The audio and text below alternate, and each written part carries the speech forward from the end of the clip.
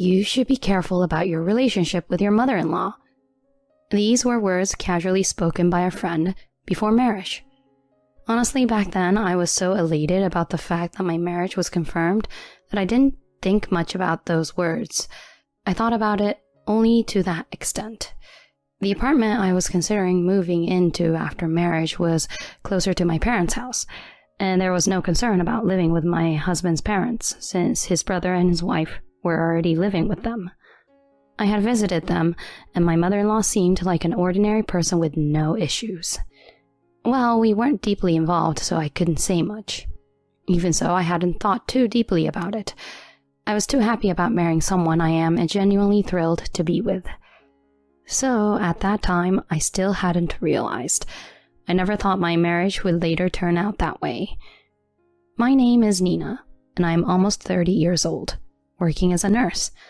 I used to work full-time, but 2 years ago after giving birth, I switched to part-time and left my child at the hospital's daycare during work hours. On the other hand, my husband Terry works for a regular company and seems busy every day. Even with such a busy schedule, he came home early every day when I was pregnant and did the housework. And after I gave birth, he supported me and Terry ways on his days off from work. A kind husband and a cute son. I was really happy every day I spent with them. Then one day, tragedy suddenly struck. "Please, calm down and listen. Your father and mother are..." The call came suddenly from the hospital. The news was that my own father and mother had died in a car accident while traveling. My parents, who had a good relationship, frequently went on trips together after my father retired at the age of 60. When my father worked at the company, he was very busy, and working on weekends was a given. Although he earned a decent income, he lamented that he couldn't spend much time with my mother. That's why after retiring, he had vowed to travel a lot, and recently he had kept that promise, leading a happily retired life with my mother. Just the other day, when we went to play with our son, even then he bought toys because our son's birthday is coming up soon, and during our recent trip he gave us Terry souvenirs saying, "Let's all go on a trip together next time." Both my father and mother were looking forward to it. But why did something like this happen? I couldn't easily come to terms with the reality of losing my lovely parents all at once. Inside our home, there are Terry photos of our family and parents together. In my smartphone, there are numerous pictures taken just the other day when we visited my parents, capturing moments with both my parents and my son. Every time I see those pictures, my heart feels tight. "Mom." My son, with a concerned expression, peeks at me as I cry. "Nina, it seems Ricky is worried about you." My husband says that and gently strokes my head. "I'm sorry, Ricky. Mom has to do her best, right?" Saying so, I hug my son.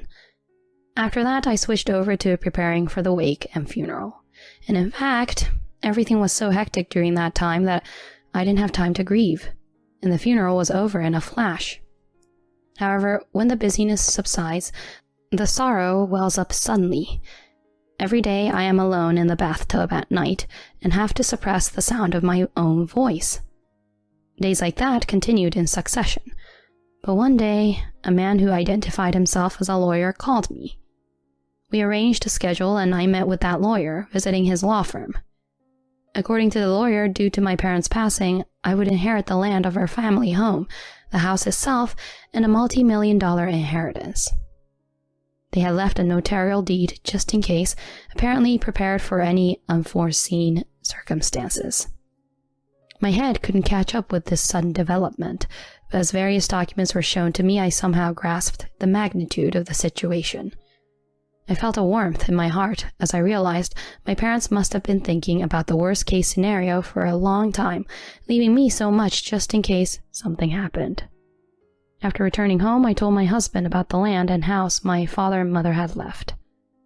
I didn't go into details about the inheritance amount, but I informed him that something had been left behind. In response, my husband said, "Well, since we have the opportunity, let's move to your hometown, Nina." We were still living in an apartment at that time, and we had been discussing moving to a slightly larger place considering our child. However, both of us were too busy with work to find time for property viewings, so the talk of moving had been postponed. In fact, if it were my parents' house, it wouldn't be too far from my current apartment, and moving there wouldn't be that difficult with my son. Besides, my parents' house had just been remodeled a few years ago. Not quite new, but much nicer. In this way, after consulting with my husband, the three of us as a family decided to move to the hometown where my parents had lived. The move was somewhat challenging because it happened suddenly, but after settling down, we lived an ordinary life for a while. But then, my brother-in-law and his wife, who live with my mother-in-law at my parents-in-law's house, decided to move out. My brother-in-law had been assigned a new responsibility at work due to the company's circumstances, and, despite his grief, he couldn't refuse the move. My brother-in-law's family also has children, and my sister-in-law is a full-time homemaker. Since the children are attached to my brother-in-law, it seems there was no option to live separately as a family. As a result, my mother-in-law ended up living alone in my husband's hometown. Upon learning this, my husband began to express excessive concern about the situation. "Mom, are you okay being alone? Until now it was fine because my brother was there." My mother-in-law was younger than my parents and very active. She used to go out alone regularly, even drove, so there was no need to worry for a while. My husband seemed to be even more worried and concerned than I was. But my easygoing thoughts were short-lived. My mother-in-law slipped on the stairs at home and broke her right leg. When my husband heard about this, he flew to the hospital even though he was at work, and from then on he went to the hospital every day for my mother-in-law until she was discharged. He used to come home from work and help me with the housework and spend as much time as possible with our son. However, ever since my mother-in-law started living alone in his parents' house, especially on days off, my husband often went alone to visit her, and our family time together as a trio almost disappeared. When I returned from visiting my mother-in-law at the hospital, I said to my husband, "You have the day off tomorrow, right? Since I'm also off, how about going on a picnic with Ricky and me?" When I made this suggestion, after a long time, my husband, with an intense tone, "With my mother in this situation, how can you say such a thing? Do you lack empathy?" he said angrily. However, when we actually went to visit my mother-in-law in the hospital with our son, she seemed lively, and there seemed to be no life-threatening condition, so I couldn't help but wonder if it was really necessary for him to visit her every day. Then came the day of my mother-in-law's discharge. My husband cheerfully said, "I'll go to pick up my mother from the hospital and have lunch together," and left the house. My son and I had gone shopping together and came home for a nap when we heard a car stop. My husband must have returned. "I'm home," he said, and when I opened the door, there stood not only my husband but also my mother-in-law. "Huh? Mom?" Confused, I stood there, and with a beaming smile, my husband said, "Mom will be here for a while." "Nice to meet you, Nina." My mother-in-law is smiling as she says so. No, wait. I didn't hear anything. I wasn't even consulted. As I stood there in a daze thinking this, my husband and mother-in-law went up into the house, both of them excited. Seated deeply on the sofa, she said, "Nina, could I have some tea?" "Oh, Nina, me too." Seeing that, the two started watching TV without even greeting our son. I felt a bit irritated, but considering that my mother-in-law had just been discharged and must be tired, I made tea.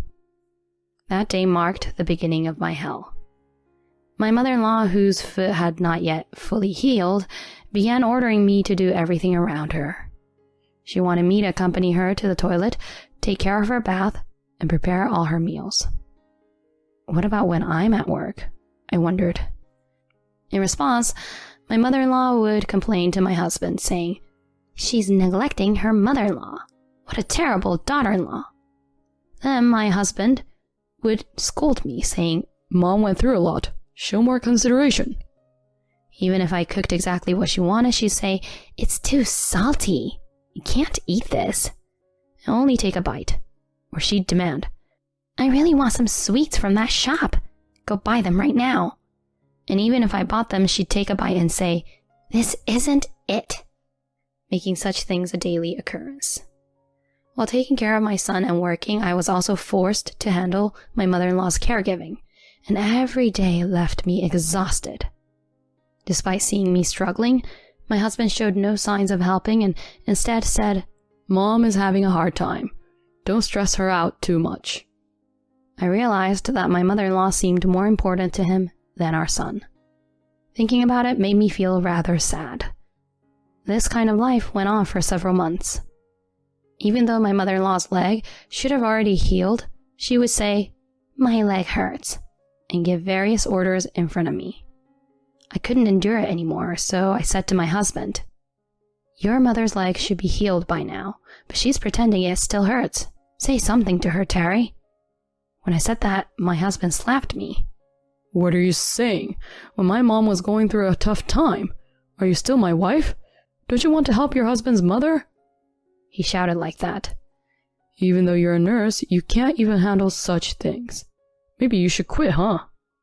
When he said that, I couldn't bear it and tears started flowing. It seems that my mother-in-law, aware that my husband supports her, has recently been openly bullying me in front of my husband without any concern. I must have reached various limits, more than I thought, as one day I collapsed during work. Fortunately, since my workplace was a hospital, they immediately conducted tests and administered an intravenous drip. It was determined that the cause was mental and physical exhaustion, so as a precaution, they decided I should stay in the hospital for a day. The doctor who examined me advised, "For now, try not to push yourself too hard." I contacted the hospital's childcare facility and explained the situation. Since it was unlikely that my husband or mother-in-law could come, I decided to have the night shift staff's children take care of my child until the morning. Then I received a call from my husband. "Hey, do you think you're on vacation, Nina? My mom is preparing dinner. Where are you slacking off?" I was scolded like that, but I honestly told him that I collapsed at the hospital and had to stay for a day. However, instead of worrying, my husband sighed heavily. "You can't even manage your own health. You're a disgrace to nurses.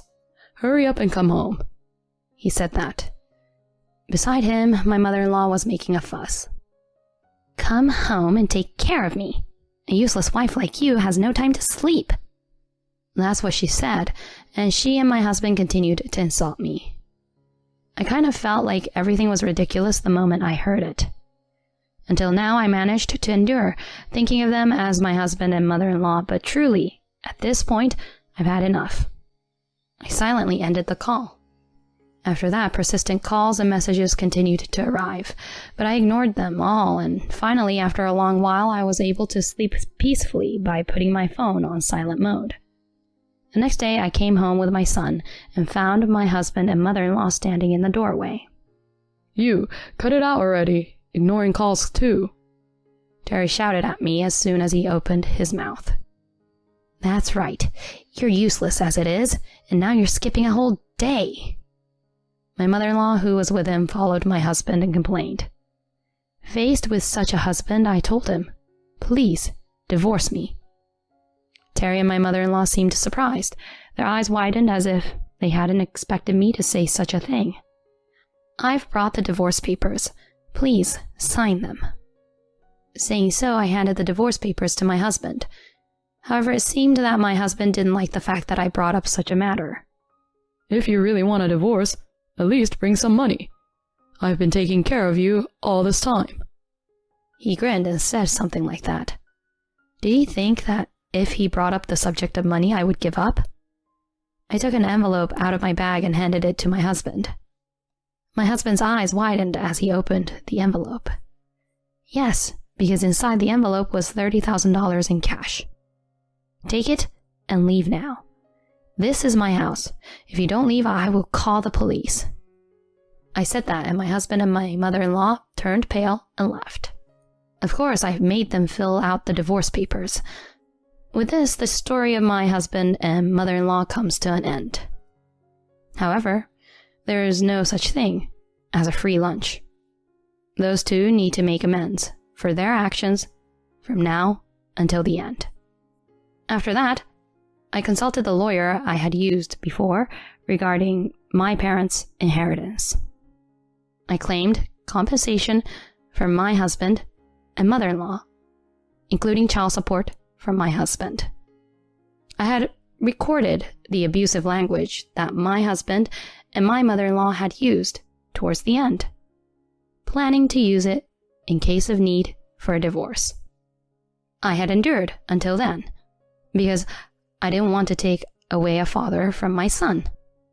However, upon reflection, I felt that a man like my ex-husband was more pitiable.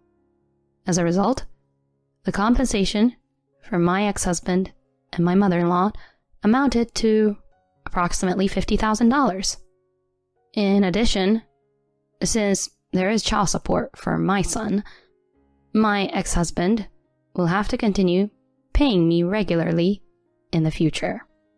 The $30,000 I had given them was spent on a trip right after they left home, and they could not pay the $50,000 bill in one lump sum. So, they had to go into debt. If they had kept the $30,000 I mentioned instead of spending it, the alimony wouldn't have been so large.